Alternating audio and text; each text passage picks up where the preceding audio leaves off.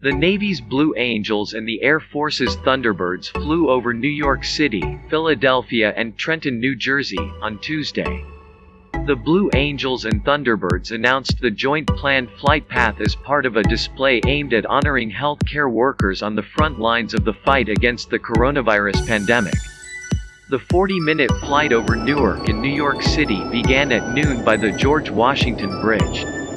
Footage captured from the flight showed the aircraft flying near famous New York landmarks like the Freedom Tower and the Brooklyn Bridge. The U.S. Navy's Blue Angels and the Air Force's Thunderbirds flew over Washington D.C. and Baltimore on Saturday to salute healthcare workers, first responders, and other essential workers. Saturday's flyover was the second joint salute the military has conducted. The first joint flight occurred on Tuesday, April 28, over New York, New Jersey, and Philadelphia, Pennsylvania.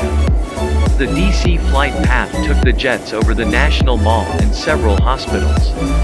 Many local journalists published video from iconic spots in Washington, D.C. The jets also flew over Atlanta, Georgia, later in the day.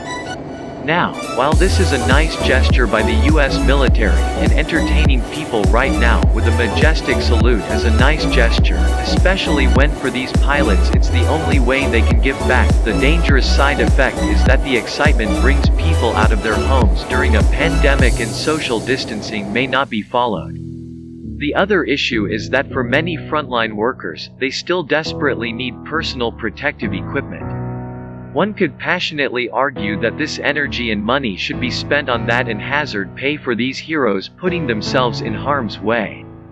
Regardless of how you feel about the flyover, the sentiment remains the same on both sides. For those of you who are risking your lives every day to protect, care, and feed us, thank you for what you are doing. Enjoy the video.